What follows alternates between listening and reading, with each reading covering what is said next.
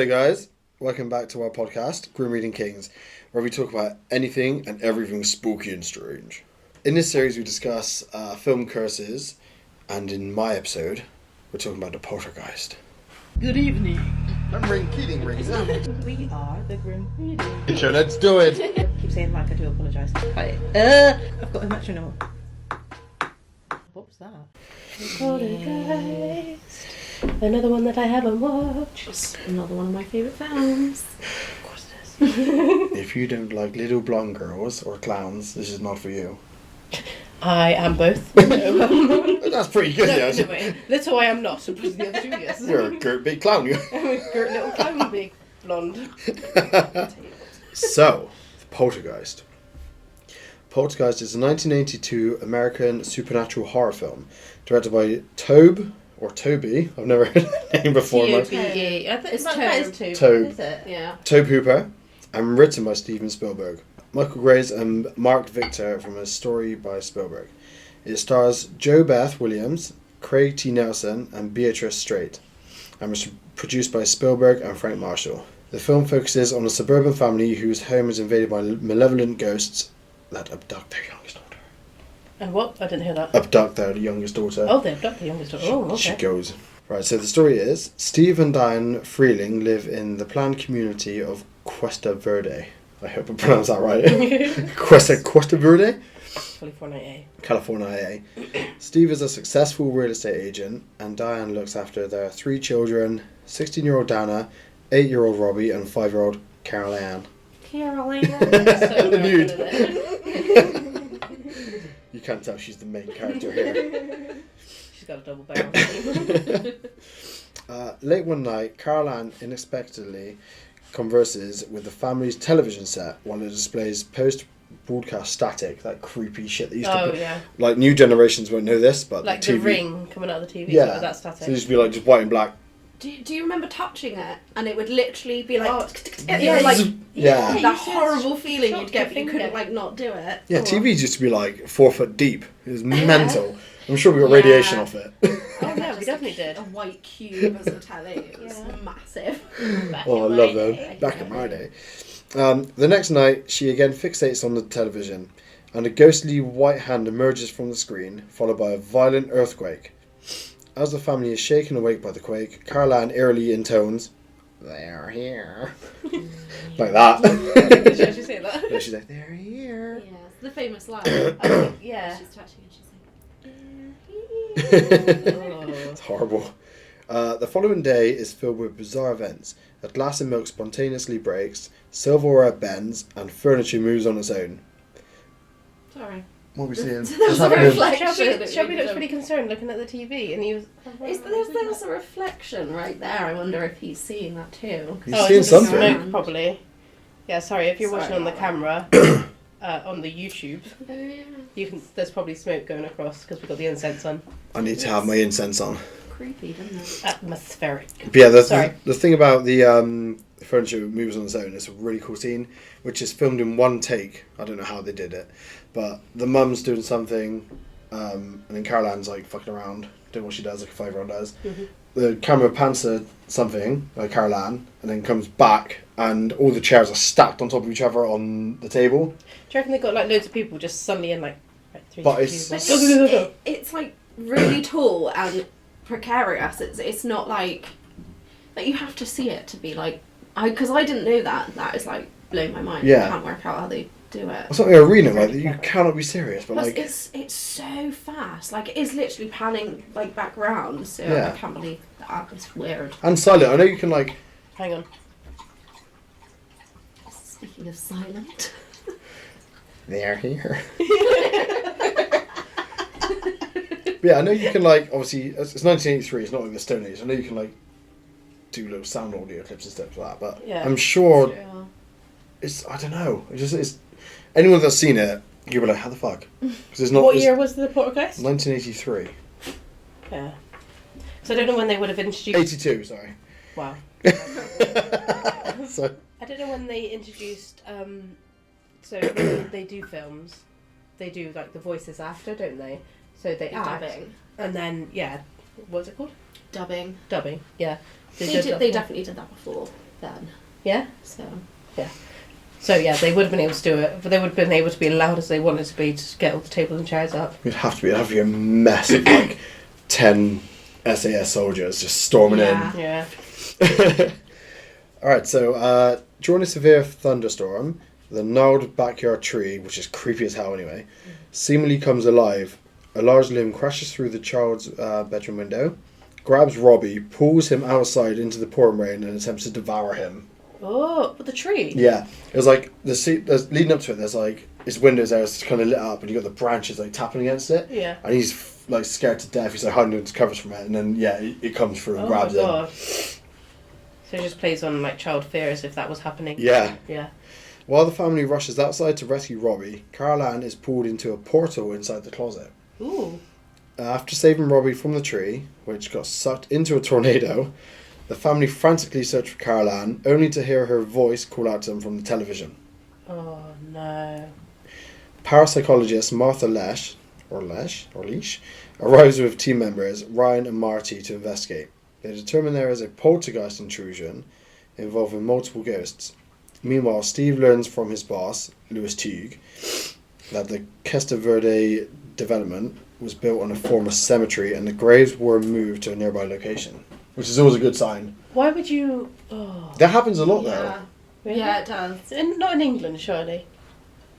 though. Well, you got to think of all the... Not in this day and age, but it definitely did when. Yeah.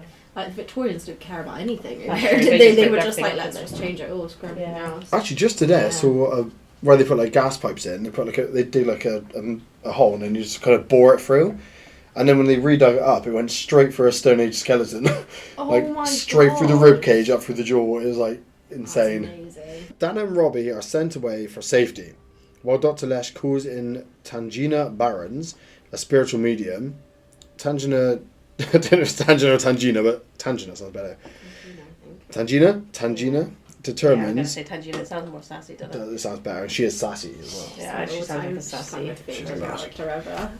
Right, so Tangina determines the spirits are lingering in a different sphere of consciousness and are not at rest. They are attracted to Carol Ann's life force. Tangina also detects the dark presence she calls the Beast, who is restraining Carol Ann and manipulating her life force in order to prevent the other spirits from crossing over.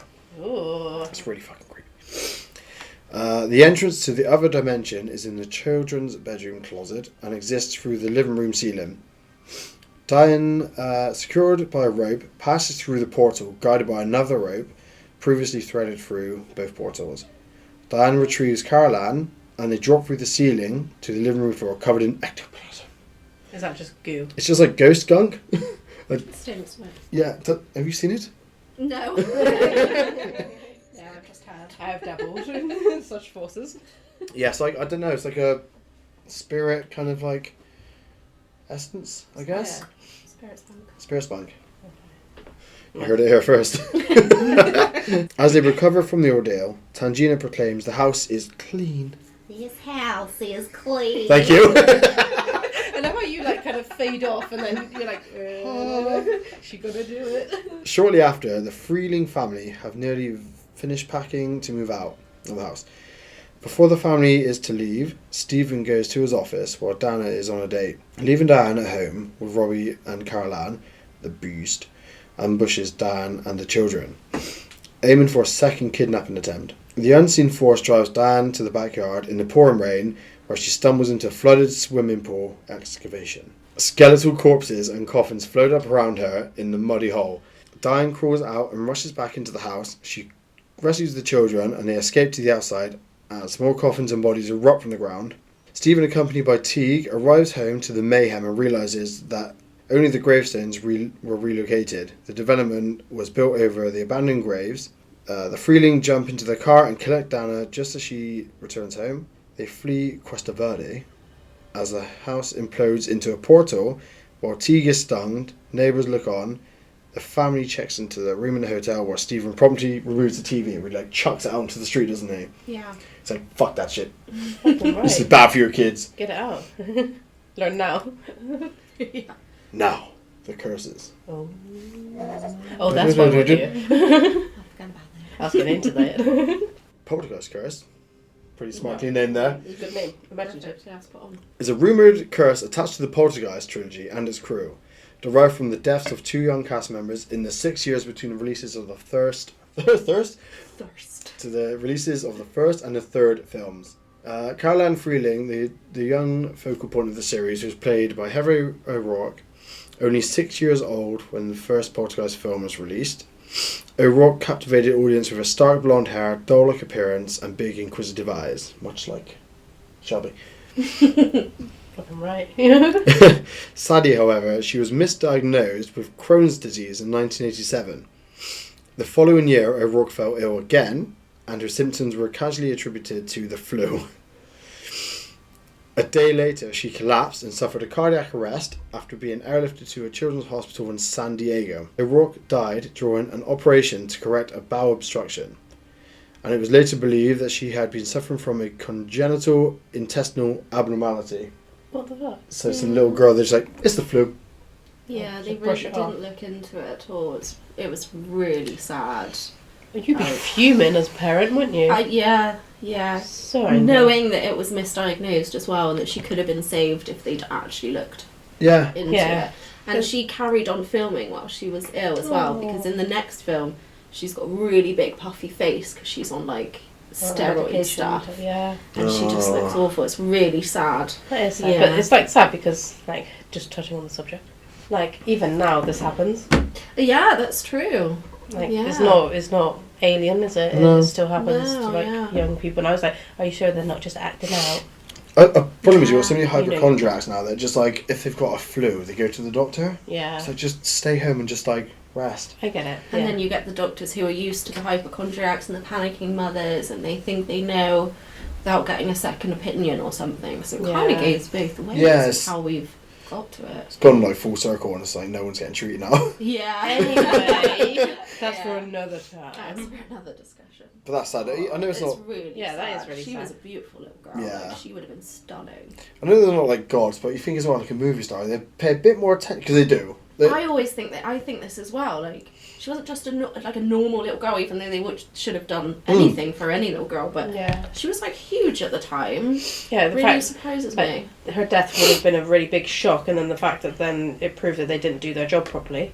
Like, Well- that hits even harder because she was famous. Yeah. You think as well, like that then was like Miley Cyrus of today Yeah. because she was like that was like the famous little girl, and they're Yeah. like, That she's- would have grown up to be still famous. oh like, man, yeah, you can't imagine what other films. Or like Drew Barrymore. Oh yeah. Yeah, because Yeah, Drew that's Barrymore was it. meant to be Carol Ann. Oh yeah, true. Caroline. Such a good name. Right, the next cursed human, cursed person, Pause. Dominic Dunn. Dominic Dunn, who played the original older sister Dana Freeling, met an equally tragic and unforeseen fate. In 1982, Dunn separated from her partner John Sweeney in November of that year. He showed up to Dunn's house pleading for her to take him back. When she refused, Sweeney grabbed Dunn's neck, choked her until he was unconscious, left her to die in her Hollywood home. Sweeney was sentenced to 6.5 years for strangling someone to death. Fucking hell. Yeah. I reckon he should have just been strangled. But released 3 years and 7 months later. Yeah. Well, because of good behaviour. Good behaviour. that's They exactly shorten your right. things as good behaviour, but it's only 3 years for Only killing if someone. you are allowed parole. So if your crime is that bad, you are not allowed parole for your whole sentencing. But So- if they say, right, you can have, so you're sentenced to like 6 years and you have parole after 3. So if you've been good for 3 years, you'll get out by then. Fucking It's hell. not mad. So, who's the judge? Who's like, you I killed know. someone, They must have been 6 paid years. off. They That's must have been fine. paid off. Maybe they're part of the curse. Maybe they're like, someone's in their head, like, Demonic. he's fine. Yeah. It could be, I'm going far-fetched now. There he is. So yeah, just one thing to add with Dominique Dunn. When she was murdered, because she expected this, she said that this guy was following her and stuff. She was actually with a friend in the house. She ended up going outside to tell this guy to go, and he started killing her. But there was still a man in the house. And What? What didn't stop him? No. Didn't hear him, I guess. It He, just, I think he true. called the police, but that was about it, and it was too late. But then you would kind of be like, no, don't go out there alone. He did tell her not to go out there, I think. But then he should have maybe gone out there with her. But then I imagine like Yeah. you, like you're quite stubborn and you're like Not- every man for themselves But then if in you- some sort of aspect. You know what I mean? Like you'll be like, if you're gonna be stupid, fuck it, go. I'll stay here yeah, and call the police. yeah, that's true. And Kind if they're- yeah, I mean, if it's you me never now, know. obviously you would just send me out, but no. I find it You hard wouldn't. because I'm really like sensitive to people's like emotions and how they are. Crazy. Yeah. If someone's like weird or like an angry person or just a horrible person, I know straight away. Like I meet them within seconds. Like that's not a good person. Yeah, you got a bad vibe on you. Yeah, I've had it with like Yeah. loads of your You're mates just who be so like, filthy. "Why am I still with you? That's fucking weird." Sammy's a bad person. Other way This is around, true. you bad vibe freak. Both really bad people. That's why you're still together. And you're sat with us. That's true. You're within our bad vibe zone, so I You're like mean, the guardian angel just stopping us from fucking. Right. From that, my love. So the next paragraph. Yep. Julian Beck and Will Sampson. The other two cast member deaths, while unfortunate, were not unpredictable or mysterious. The evil preacher Cain from Poltergeist 2 was played by Julian Beck in 1983. Beck had been diagnosed with stomach cancer, which took his life soon after he finished the work on the second installment of the series. The same film was met with further tragedy after Will Sampson, who played Taylor, the Native American shaman, died after undergoing a heart-lung transplant, which had a very slim survival rate. So it seems like all these people are like all of a sudden getting like They were like all Problems? internal, sort of like. it's all it was all like organal, organal, Organal. oregano. Organal? Darn I it. don't know. Is it? But it's No, it's something with organs. intestinal. Intestinal. Internal. But yeah, internal There's so many different words. body related problems. Inside. But yeah, there seems like a lot of people are all of a sudden getting like bad juju Yeah. from The things. second one as well. Maybe it's because they did a second one. It's probably like, guys, stop.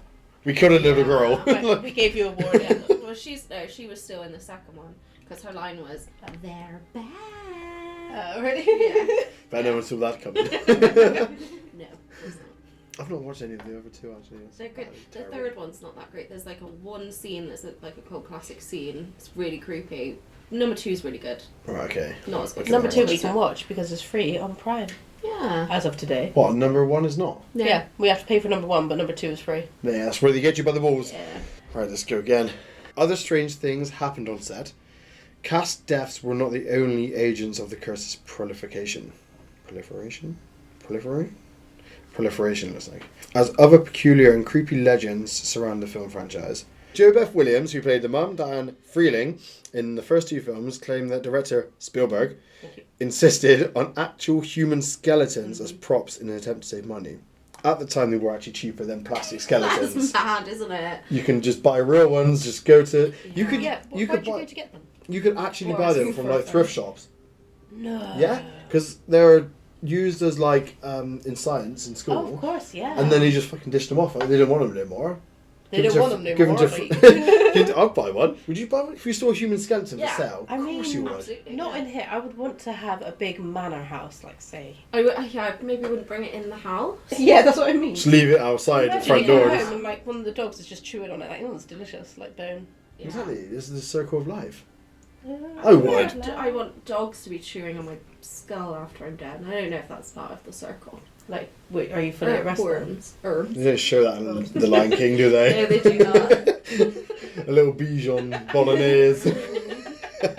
But this has never been kind of like Confirmed. proved or confirmed, but Addressed? as a complete spook addict, I'd like to think, yeah, it's got to be real. It must be. It's If they- got to be. Yeah, if they were trying to do it on a budget and like it was cheaper. And from what I understand, the story is when she fell into the swimming pool and got back out again, they kind of told her after. Like, yeah, that's she what- didn't know. Yeah. They didn't tell her before. Yeah, they're like, by the way, that's real skeletons Yeah. there by you, by the way. Yeah. Again, you're going to love seeing this film.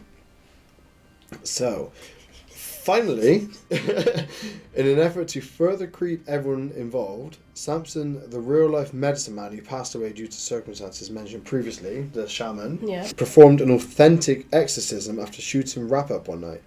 One can only imagine how this made the other cast members feel. Yeah. But something freaked him out so much he had to do an exorcism on set. Yeah, something was following him and shit, like... And that's weird as well, like, I don't know how this protects you, but like, as a shaman you'd hope to have some kind of protection. He's like, during the film, got fucking like, I don't even know what heart-lung transplant is. But a heart-lung... That's what he had, a heart-lung transplant. I tried to search it and it was like, Wow. it was so vague. even- Maybe that it is could be legit done. just your heart and your lung. Yeah, I've it heard is, but it. I didn't know you could have them together. No. Surely you can. I don't know, but I've heard the term a lot when I've been, because my mum used to watch like ER. It's like, Oh, she I loves know, like George yeah. Clooney like days. And they're always on about like heart-lung transplants now. I was like, what the fuck? Is that just like an American thing? Like, someone please get in touch. I really want to know what it is. Because I tried to guess it search. is, yeah, it is a transplant, but Both. both. When would they start doing heart transplants? Well, Then? so the voice of Tigger in the Pooh movies, the man who did the voice actually came up with the first, basically, fake heart. Oh. So people could have like, because I think before that they were like experimenting with like pig hearts and stuff. He managed to come up with like a fake heart that you could live with. I guess kind of like what led to the pacemaker. Yeah. Or Yeah, something. true. Yeah, so I don't know if it was around then. I don't know what year that was. That is like the most intense surgery ever. You've Can you got imagine? how to keep someone alive while changing their heart. Well, I just Yeah, heard a story about someone who had a brain. They had like a tumor taken off their brain, but they were awake for it for 7 hours. Yeah, because your brain has no pain receptors. That's mad. You'd get bored, wouldn't you? But like, can you just put me to I sleep? know. 'Cause I'm but like bored give right you a now. book or something. Have you seen the one? There's someone playing a violin while getting. Yeah, I Yeah. saw that. That was amazing. We're getting brain surgery. Yeah, because they didn't want to lose their skill of playing the violin. They were terrified of it, so they played it the whole time. That's quite cool though, because Yeah. imagine if you're suddenly going, wait. Yeah, well, I'm still Like, all that really skill. annoying, but yeah. Like yeah, when you get like a That's headache, scary. it's one other part of your body telling your brain you need something. So usually you're not having enough water because your brain has no pain receptors or your heart. So when people have a heart attack, your shoulder It's your goes- muscles, isn't it? and Yeah, everything, something else to go around. It goes numb anyway, doesn't it? It's not like pain. Yeah. So that's like your heart can't give you a warning other than something else going off. Okay. Same with your brain. You're just fucked basically. Yeah. Just curl up and die. And all of your heart is connected to your left side.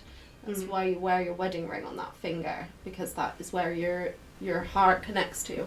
Yeah. That's why And you wear it. know your thigh bone's connected to your leg bone. But then also, hang on a minute, sorry. Sorry.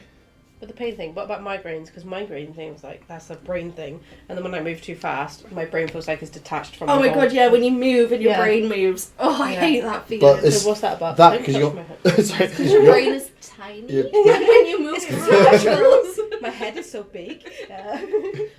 Ball in a cup. But like, I think that is the closest thing to your brain, obviously, is around your head. So you've got muscles around your head. So it's probably like, fuck, like that. I must be hench in my head then, because my head is massive. Shame your brain. It's massive. Yeah, exactly. That's what I mean. That's what you Well, said. I do have not pea brain, sorry. Pea brain? Pea head. No! This is how it goes, guys. I'm sorry. Yeah, I was gonna say as well.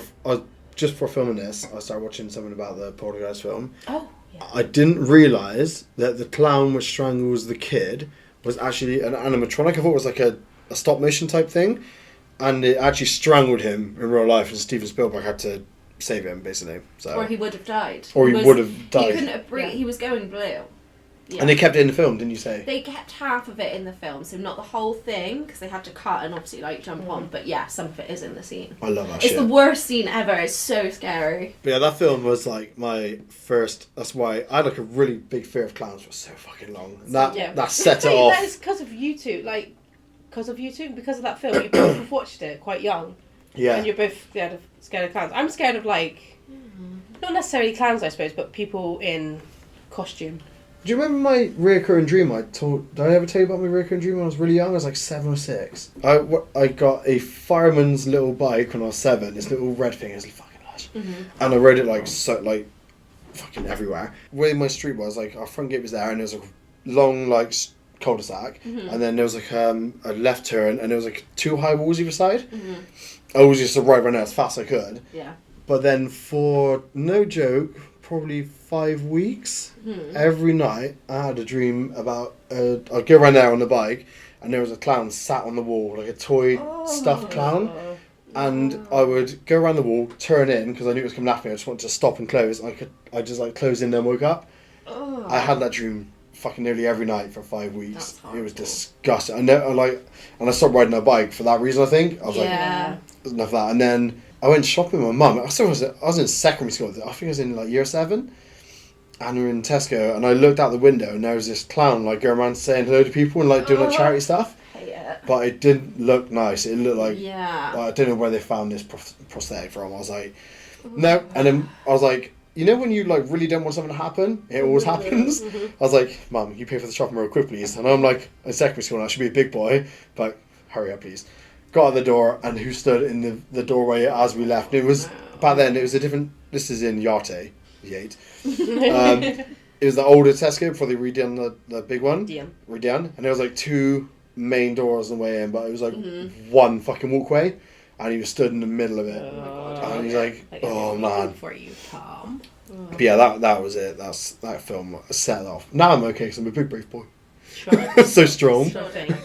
There's certain clowns that are okay, but then there's other ones, like the X on their eyes and the down mouth, and I just hate it. I hate it. It's so creepy to put that on your face. What's that serial killer? John Wayne Gacy, is it? Yeah. Yeah. I don't mind that I clown. hate it. It's not the scariest looking clown, No, that's actually. true. Actually, I want to see if anyone knows this. Are You Afraid of the Dark? The TV series back in the 90s. There was another clown. I used to draw this clown. It was so... It like the start like intro thing. There was we went to the attic and this clown like come over to like your face and it was like all dark blue like moonlight. Oh my god, that creeped me out so much. But I used to be obsessed with that fucking clown. I hate clowns. Fuck clowns. But yeah, if you could send in your best clown stories, please. I'd love to listen No. to them. No, that's right. Yeah, I hope you enjoyed. Yeah. Hope you enjoyed. I loved Any learning thoughts about or it. anything? Leave them down below. Yeah. Comment. Yeah, because more information's better. Because I love searching stuff, but there's the problem with the internet. There's so much fucking shit now that isn't related to anything. Yeah, you get into a little like wormhole, don't you? Of, Yeah. like everything. And then But I can't wait to watch. I need to watch that film again and your last episodes. Yeah, The Exorcist. The We still need to Exorcised. watch that, don't we? The Exorcised. Definitely. Yeah. Thank you for Brilliant. watching Catch you next time. and Bye. listening. Bye. Bye.